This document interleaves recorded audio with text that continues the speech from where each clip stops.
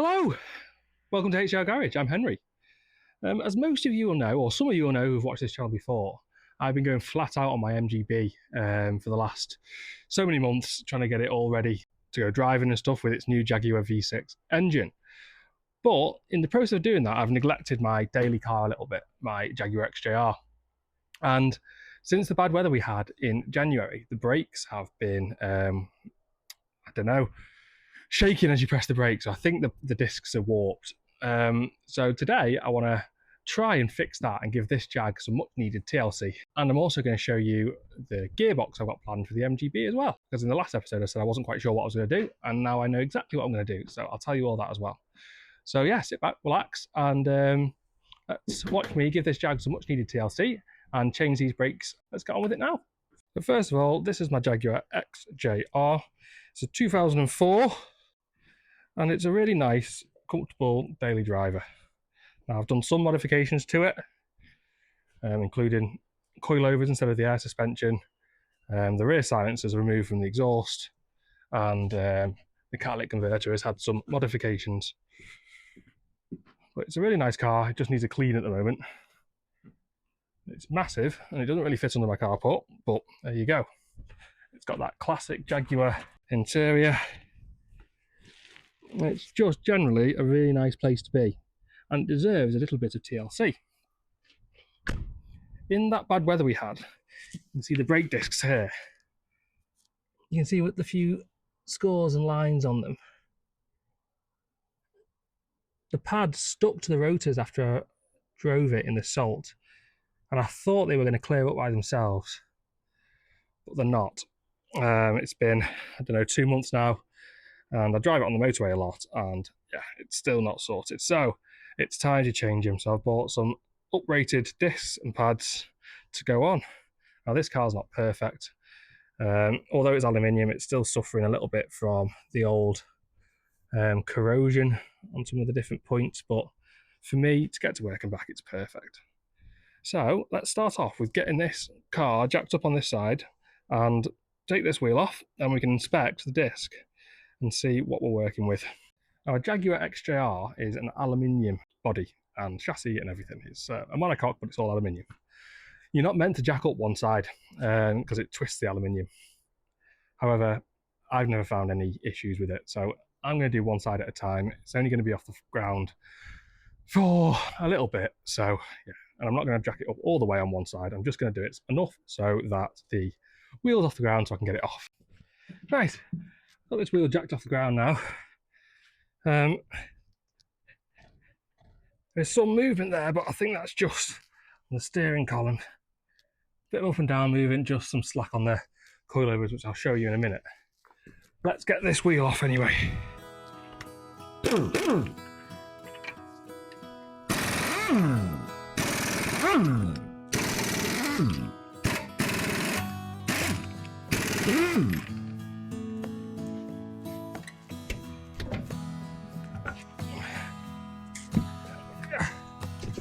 Now you can also see I've got wheel spacers on this car. Now the hub centric one, so they have got the proper diameter of the wheel on them and stuff, but yeah, ongoing argument whether they're good for your car or bad for your car. Well, they're probably bad, but it gave me the stance that I wanted, so I'm happy with them. So let's take them off anyway, because we need to take them off to get to this disc. Then we need to figure out how to unhook this caliper, which looks like 2 bolts at the back, and then there should be some screws on the front here that hold the disc on.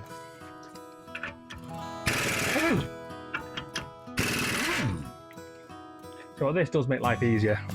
We've only recently acquired getting some of these, and it does really help.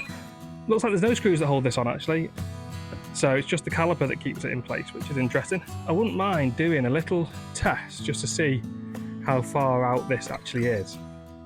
I think this might be aluminium, so I don't know if I can stick my gauge onto this or not, but we'll have a look. No, like that. The problem with having something that's all aluminium, isn't it, I suppose?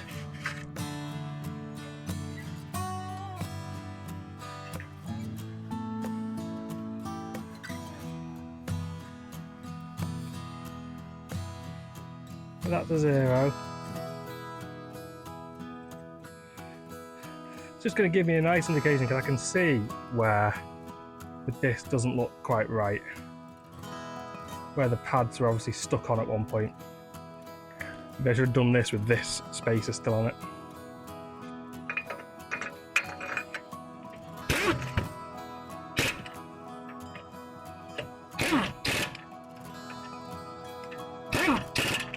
And that's got a solid base now. Let's try this again. So that's now bolted in. -5. It's tight there. -10. I just can't get this gauge to stay still, unfortunately.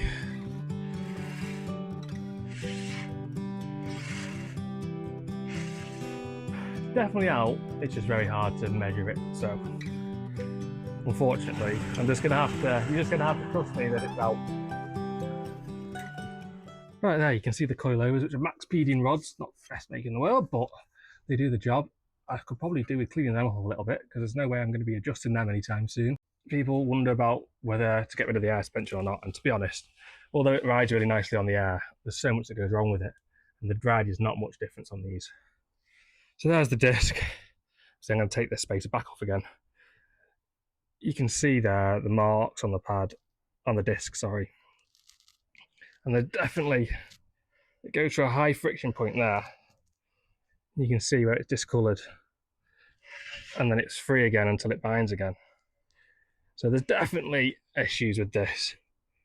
You can see the actual corrosion there. It's actually et into the disc where the pad was. So yeah, definitely time to change these. Now I think there's 2 bolts behind here to unclip the calipers. So I'm going to get on with doing that. Get that off and then we can remove this. Just a jack stand and a block of wood, just hopefully to rest this caliper on. It's a big heavy lump this, so yeah, it might not be the easiest. I could potentially get the pads out now. It might make life a little bit easier for later. Yeah, it's just got these pins that look like they hammer through, so I'll get a punch and we'll knock them out first.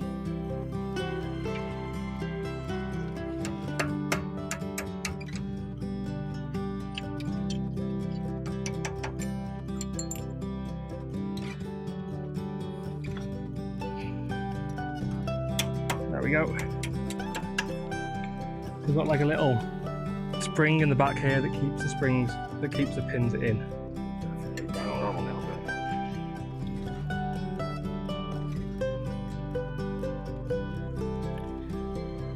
Right, we'll try and undo the caliper first and then they should drop out.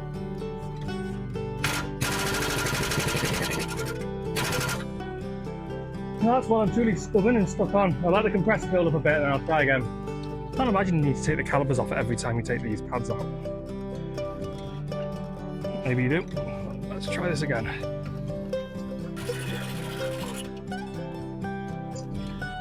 Not want to come out that. Oh, right, that bottom one's off. So, get the top one off now. No, not a chance. We're gonna have to see if we can get a bigger breaker bar, I think. With it being inside the wheel arch though, it's quite tough to get anything in there.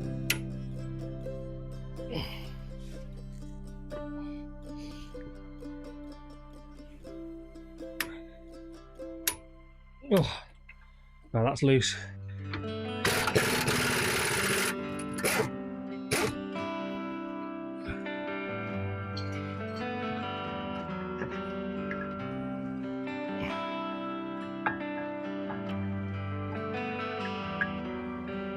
That needs a clean up as well.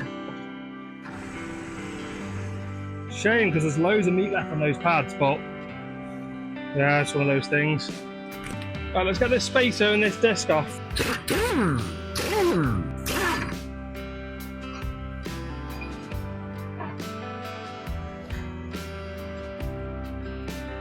Bearing feels pretty good. Right. It's time to give everything a little bit of a clean up, I think.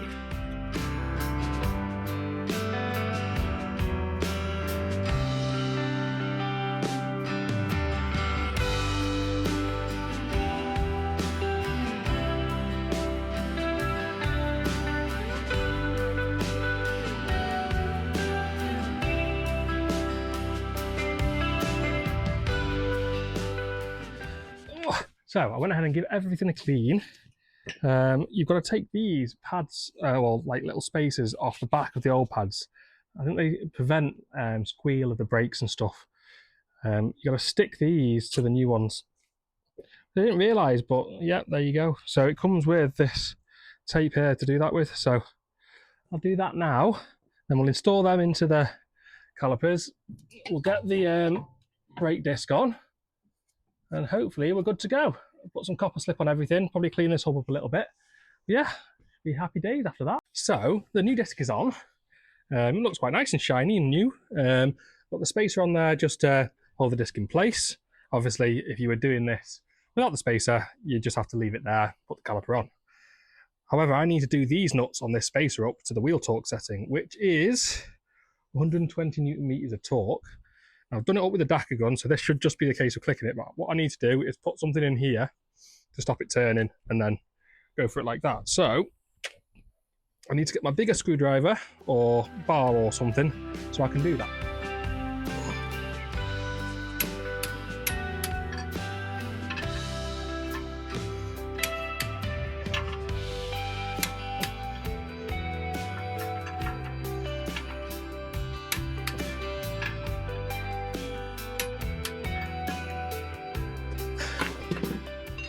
There we go, they're all torqued to 120 foot-pounds. That got it close, but obviously I just gave it a little bit more of that torque wrench, so that's good. So now let's get this caliper on. Now I've cleaned it up as best I'm going to. I put some copper slip, or anti-seize, or whatever you want to call it, on the edge here. We'll see if I need to spread those apart. At the moment it doesn't look like I do, so let's try and put them in how they are.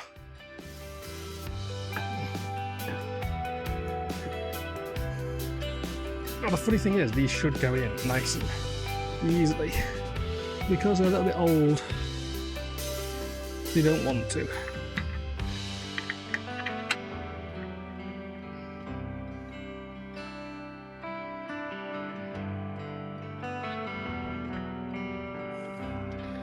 Take this out, put them in, and then try and slide them over, I think. Oh dear. Why is everything always awkward? Why is everything just a faffy? Oh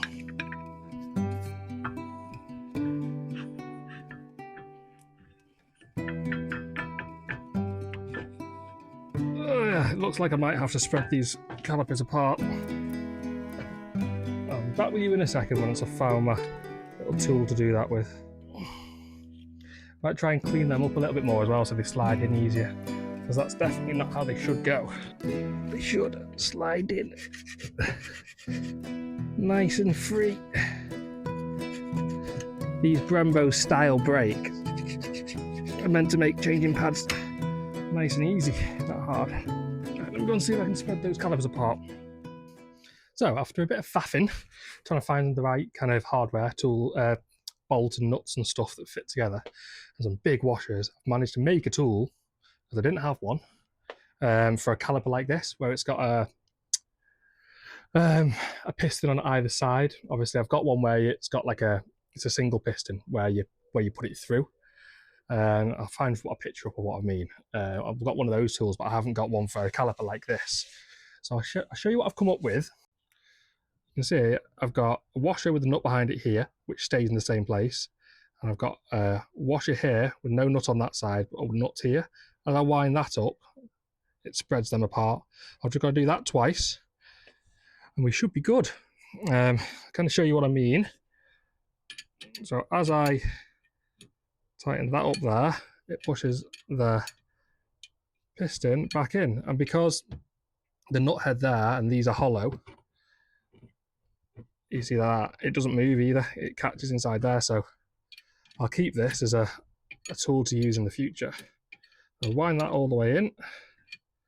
I'll do the same to the other piston. Obviously this is a 4-pot caliper, and hopefully that will be them wound all the way in, and we should be able to easily fit the new brake pads in. So I'll show you that once I've done this tedious bit. Right then, they're wound all the way in now, using that little tool. Quite unique, easy to make though, so you're going to do this yourself, if you've got an XJR and that's why you're watching, then that works. So I've already cleaned these brakes up, so let's just go ahead and try and get this caliper in place, and then we should be able to slide the new pads in now.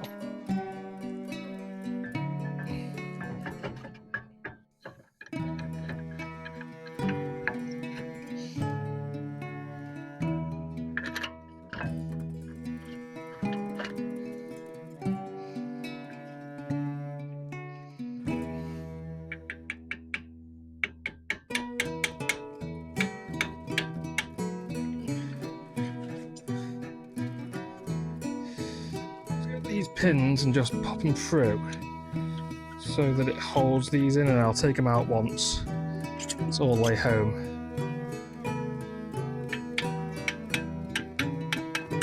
There we go. Just needed a bit of persuasion. Typical, then they go in too much, don't they? Right, you stay there. I'll do the other one.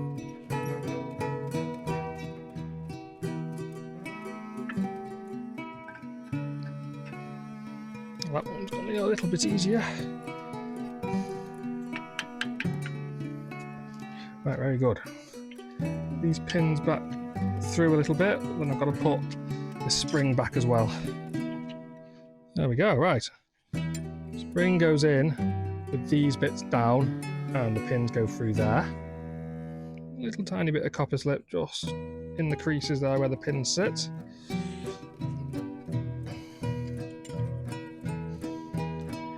One of those fiddly jobs, this.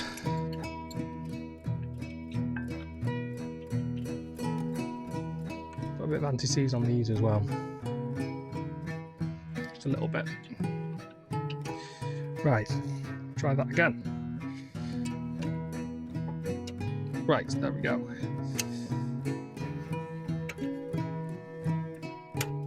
Okay, now I've got to knock those in from that side with that punch, so they form a good seal.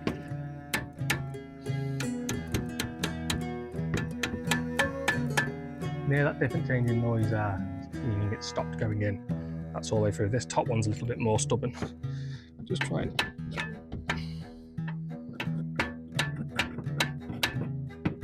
It is going now.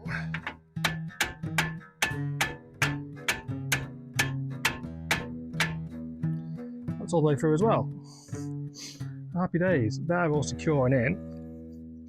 So we've got new pads onto this caliper. Let's just give it another wiper over.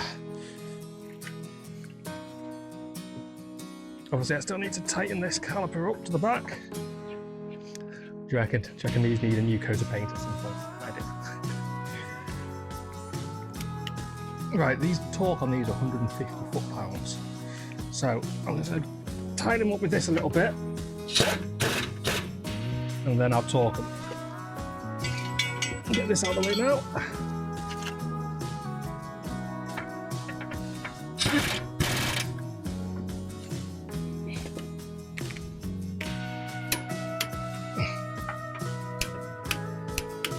There we go.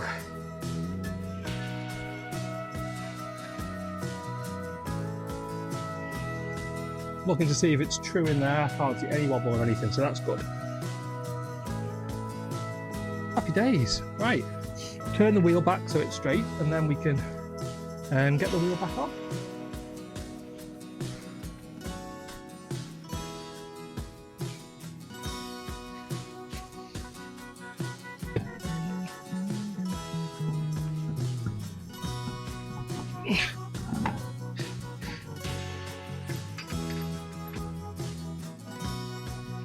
Now I bought new solid nuts for this because the nuts that come on Jaguars of this age have like a sheath over them, and what will end up happening is the nut inside stays still and binds, and the bit on the outside turns, you can't get them off, and that's exactly what happened to me.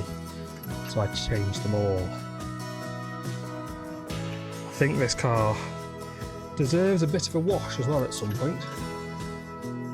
It's been a right workhorse through winter and the snow, salt and everything, so it definitely gets a good workout, this car.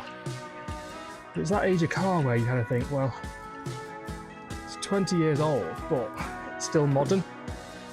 So it's still a good car to use as a daily, I think. Yes, it's a bit expensive in the fuel, but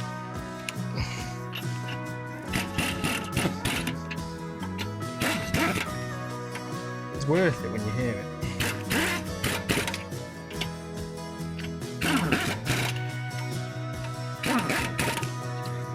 I will drop this back on the floor and then torque these wheel nuts up.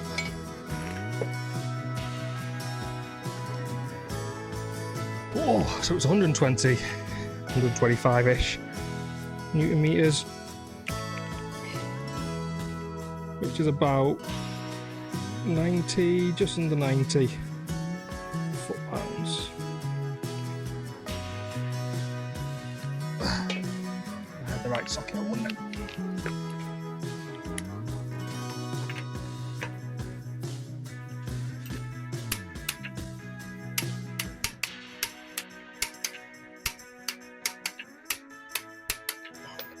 There you go, that's one disc and pads changed on the Jaguar XJR about 2004. It's called the X350 model. So yeah, I'm going to go and do the other side now, but I don't think you need to watch it again. So yeah, I'm going to go around and do the other side. And then I'm going to show you this gearbox that I've got for this MGB, for anyone that's following my normal content. And I will kind of explain a bit more of the plan on what I'm going to do with that as well. So catch you in a sec after I've fitted the other disc and caliper on the other side. Well, there we go. Discs and pads are changed on both sides of this Jaguar XJR, which is good. Just got in the car there, the brake feels a bit spongy. I think I just need to press it a few times. If not, I need to bleed the brakes at a later date, but we'll see. I'll drive up and down the road and just see if they come back around. As far as I know, I've installed them correctly, so there we go. So let's get this Jag out of the way, and then I'll show you the gearbox for the MGB.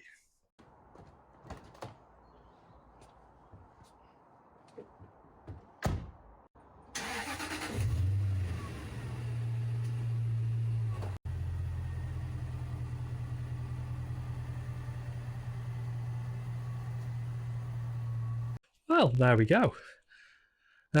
Jag's out of the way now, and I can show you what gearbox I've chosen for this MGB. Now, if you've been following the MGB build, obviously I've restored that whole car now, and it's ready for installing a Jaguar, as you can tell I'm into Jags, V6 into this, bringing in both my passions, Jaguars and MGBs. So combine the two and get the best of both worlds. So that's the idea. Plus, a little other manufacturers coming into the mix as well. So here we go. This is a gearbox from Mazda RX-8. Now it's a 6-speed box, nice and short throws, and bloody compressor. So yeah, short throw box, and it should be well capable of handling the brake horsepower that this Jaguar is going to produce. Jaguar engine's going to produce in this MGB. So in that little bag or parcel there is a adapter plate to adapt this gearbox to that AJ30 Jaguar V6. I've cleaned it up a little bit inside and stuff, so I think the idea will be to connect this gearbox to that engine with that adapter plate and the bolt kit provided. RX-8 adapters, the company's called, and they were really good actually, and it's not expensive at all, that adapter plate, so happy days. And that's probably the main reason why I've chosen this RX-8 box. It seems to be the most cost-efficient way to get a better gearbox into that engine setup. So yeah, the idea will be I'll attach this gearbox to the engine in the next episode, and we will, without the flywheel or clutch or anything on, just so that I can line the engine up, get it in the right place, sitting right, make the engine mount and stuff. And then once we've done that, we'll pull it all back out again, put a new clutch in it, new flywheel, single mass rather than the dual mass that the Jag comes with. Probably a race clutch of some sort, still sprung, just to give a little bit of better road feel on the road rather than on the track, because I'm going to try and use this car for both.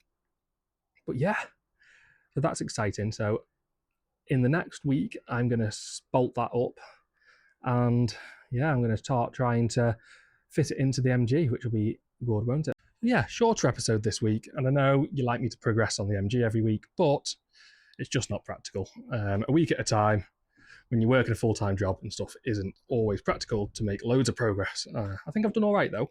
But this week I needed to get that job done on the Jag, and I needed to give myself a little bit more time to work on the MG and build up a little bit of a buffer before I have to get a video out, because I seem to be finishing videos on Monday morning and then having to edit them and get them out by Monday evening. So I want to give myself a little bit more time. So this is why I've just done this little job today, just to show you how it's done. And if anyone's got a Jaguar XJR, hopefully they'll know how to do it now. So yeah, back on the MG next week. So I will see you then. Please subscribe to the channel, comment on the video, and like it as well.